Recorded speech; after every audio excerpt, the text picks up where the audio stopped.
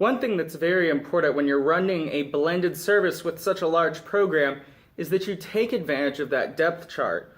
When you've got talent, you got to use it. You need to honor what your people are bringing to the table. You need to honor the gifts that God has given your community.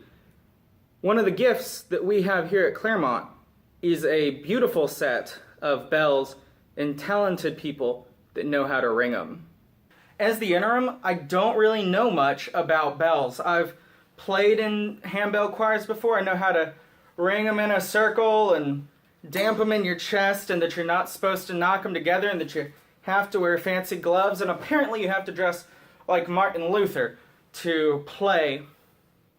But I don't really know how to direct or arrange with these things, so I'm sort of treating them like keys on a piano, which has to be close to right, but probably offends some bell ringers. So I'm looking at songs that we might play in the next few weeks that we could use to incorporate the bell ringers back into worship without the technical skill needed to direct a bell choir. And Chris Tomlin's Our God looks like it might fit thematically into the coming Sundays. The newer versions of that song involve this really cool intro piece and refrain throughout the song that's done by strings. And it sounds something like this.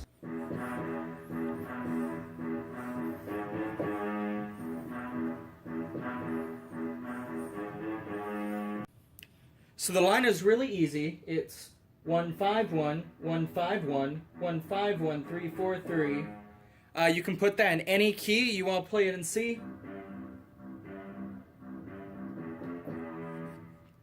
But we're doing it in E, so it's going to be on the E. So, we're back here in the bell room. We've got our fancy robe. We've got our fancy gloves. The first place my mind went is the bells. That's a pretty obvious place to start. So I found the appropriate bells for the notes for the intro and the chorus. E, B, E, E, B, E, E, B, E, G sharp, A. And so I got them and I started ringing them. But there's just too much going on there. They don't produce a tone that meshes very well with the band as we currently have it sounding, and so they resonate too long, they're too bright, so I put them away. And I thought, what else do our bell choir folks know what to do with?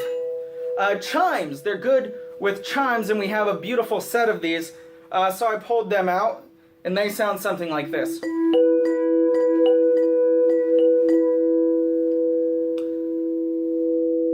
The problem I have with these is their sustain. They're still ringing. They're still ringing! And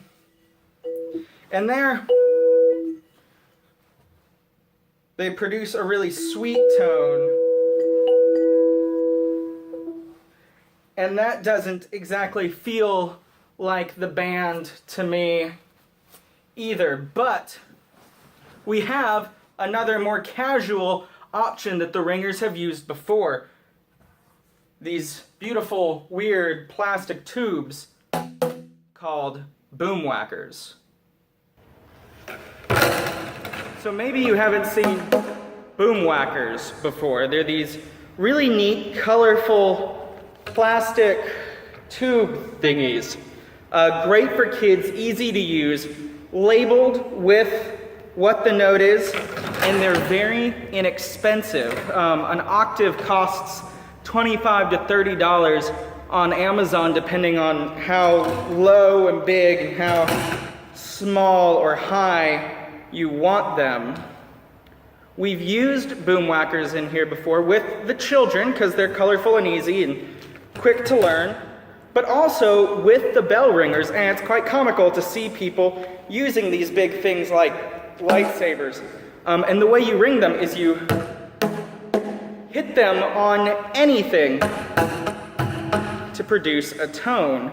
And if you ask me, I think they kind of have the similar tone to a plucked a string instrument like a cello or a viola being plucked or being struck with a bow.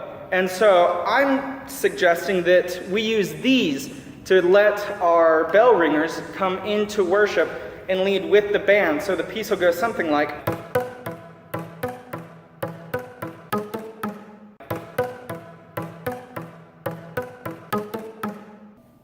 Now this video is not me telling you what to do. You may not have a bell choir. You may not have a string ensemble. You may have something unique, something completely special.